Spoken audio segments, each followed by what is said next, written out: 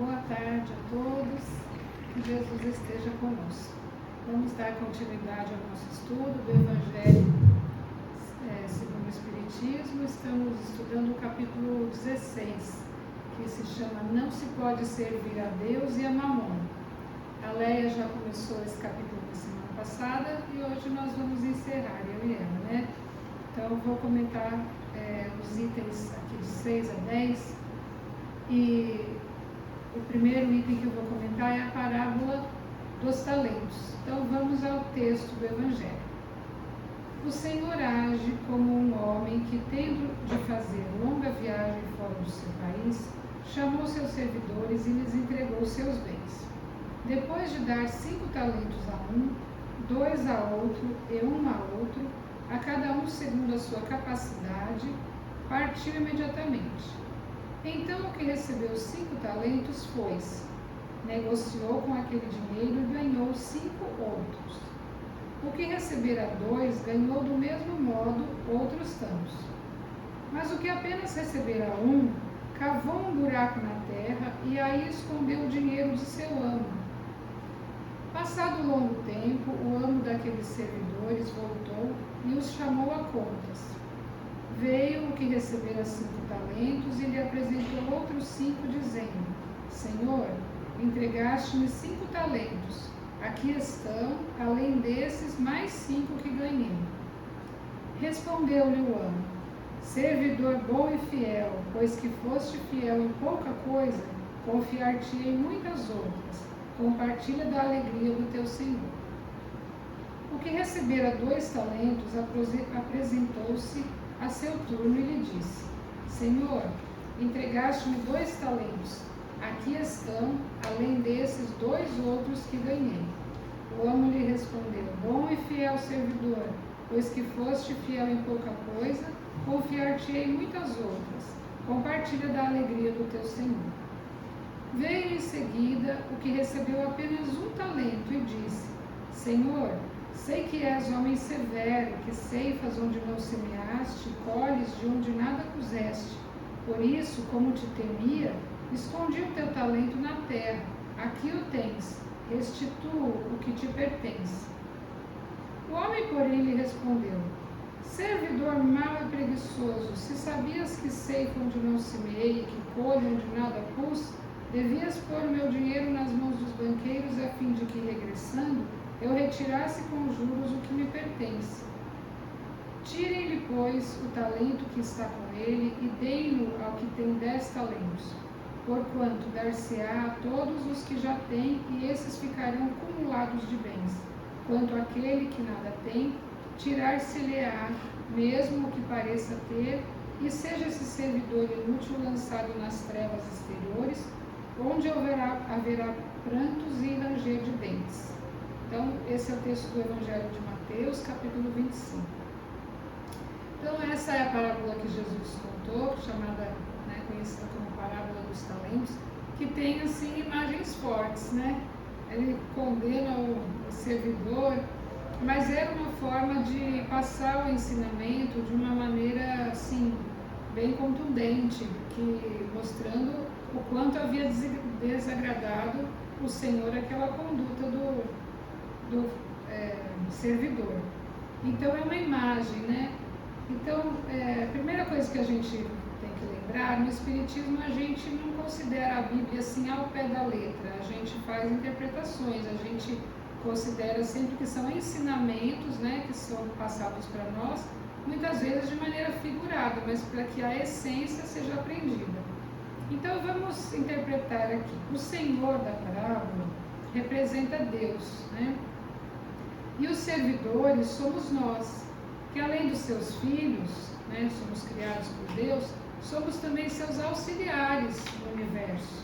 Nós temos a capacidade de atuar, de trabalhar, e Deus se utiliza de nós na edificação de várias tarefas. Então muitas vezes Deus auxilia, Deus socorre, Deus alivia através das nossas mãos, né? Deus consola através da nossa voz. Enfim, nós somos instrumentos de Deus, co-criadores do universo, né? Co-criadores junto com Ele. Então, dessa forma que a gente compreende que esses servidores somos nós, somos aqueles que estamos trabalhando pelo Senhor. E os talentos, né, que eram as moedas do dinheiro que o Senhor deu aos seus servos na parábola, correspondem aos recursos ou dons dados ao homem por Deus, tanto recursos materiais como podem ser os recursos espirituais. Então são, por exemplo, a saúde, a inteligência, as diversas habilidades que a gente possui diferentemente, né? Habilidades para as artes, para os esportes, dom de oratória, aqueles que falam bem, que influenciam as pessoas, visão para negócios, né? Tem pessoas que sabem ver adiante, prever as coisas, se dão bem nos negócios. Também ter uma família equilibrada e também ter riqueza. Tem pessoas que qualquer coisa que faz, aquilo já rende, já se dá bem nos negócios ou na profissão, e tem também essa possibilidade financeira. Então isso tudo são recursos que Deus nos possibilita, que a gente pode comparar aqui na interpretação da nossa parábola aos talentos, aos dons que Deus nos dá. Só aparências que a gente faz aqui neste momento, porque no Espiritismo a gente não considera assim que Deus dá o dom, né? A gente fala, que dom que ele tem, né? De fato, a pessoa pode ter um grande dom, por exemplo, um exímio pianista, uma pessoa que tenha uma capacidade intelectual já muito destacada, né? Então a gente fala, nossa, ele nasceu com esse dom. Mas a gente, no Espiritismo, compreende que foi um dom que Deus permitiu que ele desenvolvesse, não que Deus deu para ele graciosamente, né? Porque senão, na nossa interpretação, seria até um pouco injusto. Eu falaria, poxa, eu também queria tocar bem, né?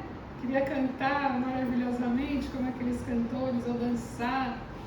Então, a gente pensa assim, que é um dom que Deus nos deu os recursos para a gente desenvolver, mas que aquilo é conquista de cada um. Então, aquelas pessoas que já desde pequenininho, né, já demonstram um certo dom, também na nossa interpretação, que no Espiritismo nós aceitamos a ideia da reencarnação, então nós temos essa compreensão, que é da mesma forma, foi uma conquista daquela pessoa, mas já começou em outras vivências, então às vezes até no passado, né? Então é isso. Então os dons que Deus deu, na verdade são os dons que Ele permitiu que a gente aperfeiçoasse. Mas voltando à parábola, a utilização dos talentos pelos servidores, os que recebem 5 e 2 talentos empregam seus talentos e conseguem multiplicá-los. Então essa parábola traz essa ideia da gente utilizar para aumentar, para multiplicar, não para ficar na mesma, né? Quando prestam contas do que receberam e de como agiram, empregando os talentos, o Senhor se alegra e os elogia. Então tem a aprovação de que era para fazer dessa maneira. Então, o que a gente compreende? Que também no ensinamento que a parábola nos traz, é isso, a gente utilizar os nossos recursos para promovermos o bem e com isso multiplicarmos, sairmos desse patamar que nós estamos para um melhor, né? Essa é a intenção de nós termos esses recursos. E esses trabalhadores que conseguiram multiplicar os talentos representam aquelas pessoas que já têm mais evolução espiritual e que compreendem melhor o desejo do nosso Pai para as nossas vidas. Eles, por serem mais adiantados, têm mais recursos e os utilizam bem, conseguindo mais ainda. Então, a gente pode interpretar isso, que esses que já souberam o que fazer com os talentos do Senhor, mesmo sem o Senhor ter falado explicitamente, eles já conheciam, né, já tinham proximidade com o pensamento daquele Senhor. Então, aqueles de nós que também já têm essa intimidade com Deus, já agem conforme as leis de Deus, têm mais capacidade de utilizar bem esses recursos e aproveitá-los para conseguir coisa ainda melhor. São pessoas que já têm um despertar na espiritualidade, pessoas que já estão um pouco adiantadas, né, na evolução espiritual. importa a quantidade de talentos ou recursos que temos, o que importa é sabermos utilizá-los a serviço do bem. É isso que Deus nos pede. Veja que na parábola ele não fez diferença daquele que entregou para ele 10 talentos e o outro que entregou 4. Ele elogiou os dois, né? Então não importa os talentos que a gente já tem, mas sim a gente ter essa disposição de utilizá-los para o bem, conforme a vontade do Senhor. Agindo assim, já estaremos no caminho certo, multiplicaremos as nossas possibilidades, as nossas virtudes, as nossas conquistas espirituais e talvez até materiais, se estiver nos planos de Deus para nós. Na parábola, nós temos ainda a outra figura, a do servidor que só tinha um talento e por medo o enterrou, não fez nada com ele. E o que aconteceu? Ele foi repreendido pelo Senhor, porque ele pegou e falou: Senhor, eu guardei ou eu escondi por medo de utilizar e aqui devolvo, né? Restituo o que lhe pertence, achando que isso era suficiente. Mas foi suficiente? Não, ele foi severamente repreendido, né? Uma maneira de Jesus nos mostrar que não basta a gente apenas usufruir daquela condição benéfica que nos foi ofertada. Ela tem um propósito para nós, que é a multiplicação. Então, é como um degrau que a gente pode subir e não quis subir, ficou ali parado, né? Então, este servidor representa aqueles de nós que ainda temos poucas conquistas evolutivas, que atuamos no mundo distanciados dos ideais superiores e da vontade do nosso Pai. Devido a esse distanciamento, da falta de conhecimento espiritual, nós temos incertezas, temos fraquezas morais e fraquezas de caráter. E elas foram representadas na parábola como o medo, né? O servidor teve medo e não quis utilizar o talento e escondeu. A gente pode não utilizar o nosso talento por outras questões morais e de caráter, mas o fato é que se a gente não usar vai ter a mesma repreensão, né? Então, quando não estamos utilizando os talentos que possuímos de maneira a darmos utilidade a eles, estamos agindo de maneira indevida. E quando não agimos bem, não agimos conforme as leis divinas, conforme o propósito divino para nós, as consequências não são boas. Nós temos prejuízos, criamos problemas para nós mesmos, que é uma forma de demonstrar que não estamos agindo corretamente, porque não vamos receber essa repreensão oral que na parábola foi descrita, mas é uma sinalização do que o nosso proceder não está correto, né? Por isso é necessário percebermos que tudo o que temos são ferramentas que Deus nos permite utilizar para o nosso proveito, também para o proveito do nosso próximo. Nós somos diferentes uns dos outros, cada um de nós tem benefícios e tem também suas necessidades. Deus nos provê em alguns recursos para que eles nos deem respaldo, nos deem forças para atuarmos em outras frentes de trabalho interior e adquirirmos virtudes que ainda não possuímos. Então, por exemplo, uma pessoa pode ter beleza, pode ter dinheiro, pode ter inteligência, mas é chamado a ter paciência, resignação, humildade, por exemplo, com um problema sério de família, com um casamento de reajuste, com um filho desajustado, com uma doença grave, não é? Então, muitas vezes a gente não tem uns problemas e tem outros, porque a gente precisa utilizar aqueles recursos que temos para conseguir ter forças para as tarefas que Deus nos pediu.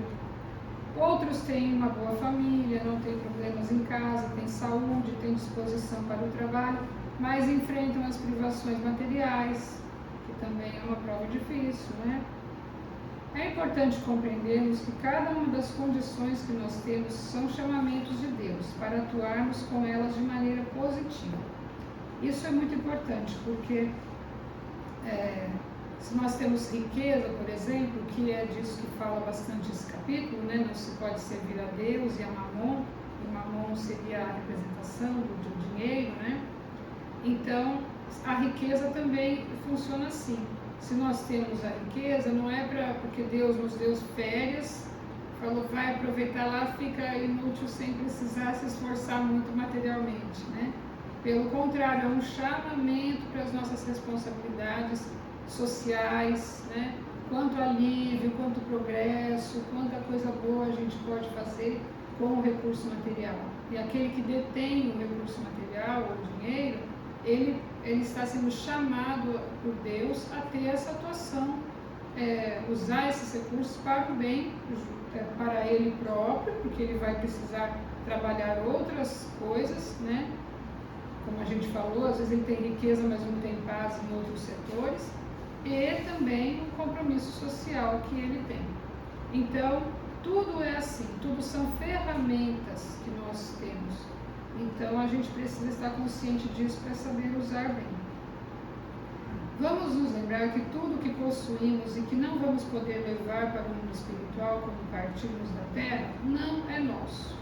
São empréstimos que Deus nos dá para utilizarmos aqui na Terra. E até o que já é conquista do nosso espírito, também só podemos utilizar aqui na Terra sob a permissão de Deus. Então, por exemplo, a inteligência que a gente desenvolve, né, com estudos, com observações, é uma aquisição do espírito. Mas a gente só pode manifestar aqui na Terra pela permissão de Deus. Se a gente vier com um instrumento cerebral deficiente, nem isso a gente vai poder utilizar. Então, tudo que a gente passa aqui na Terra é pela permissão de Deus. Nós devemos nos lembrar disso, né? O que é nosso? É o que podemos levar. As nossas conquistas morais, por exemplo, a resignação, a humildade, a fé, a paciência, a inteligência também, as habilidades que nós temos, né? Por exemplo, na oratória, nas línguas, na poesia, enfim, essas coisas são nossas, o nosso espírito a gente pode levar. Nossas conquistas morais, intelectuais, as nossas emoções, os relacionamentos, né? Os amores, os afetos. Infelizmente, os desafetos a gente leva também, né? O tipo de relação que a gente construiu com as pessoas, seja boa ou má, a gente leva para lá. Os nossos feitos, né, gente? Isso a gente leva também. Aquilo que a gente deixou aqui, o que a gente fez, que possa ser sempre coisas boas. Infelizmente, também os feitos, a memória, né, a consciência de coisas que a gente errou, também e são incorporadas na gente, a gente também leva. Então, já que é assim, que no plano espiritual a gente vai levar essas coisas, e só essas, né? A gente tem que pensar como naquela historinha da viagem. Quando vai viajar, vai fazer a bagagem, vai fazer a mala, o que a gente vai por lá? A gente pensa no local onde a gente vai, se faz frio, se faz calor, os objetos que a gente vai utilizar, e procura colocar na bagagem para a gente estar bem quando a gente chegar lá, não é? Então, nós estamos aqui também numa viagem e tem aquele dito popular, né, que fala que a única certeza que a gente tem é a morte, né, que a gente vai passar para o outro lado. Então, isso não é novidade para ninguém, mas a gente finge que não, parece que, né, não é bem assim e a gente não se prepara como deveria. Então, o nosso estudo aqui, a gente está lembrando sempre do Evangelho, lembrando da realidade espiritual, nos ajuda para que a gente faça escolhas melhores, né? Para que a gente consiga pautar as nossas ações, as nossas opções, escolhas, de uma maneira mais acertada. Então, o que a gente pode colocar na nossa bagagem para a gente ir para o mundo espiritual daqui a alguns anos? Tudo isso que a gente falou, boas emoções, bons feitos, né? Conquistas verdadeiras, virtudes, a gente se ocupar disso, utilizando os recursos que Deus nos dá, que são os talentos, fazendo eles se multiplicarem nessas coisas que a gente vai poder colocar na nossa bagagem espiritual. Então, sabemos que a nossa próxima parada é o mundo espiritual. Vamos aproveitar as oportunidades que Deus nos dá, utilizarmos bem os nossos talentos que Deus nos concedeu, fazendo com que eles se multipliquem e nos beneficiem. Esse é o recadinho do Evangelho para nós hoje, pelo menos da minha parte aqui. Muito obrigada pela atenção e muita paz a todos.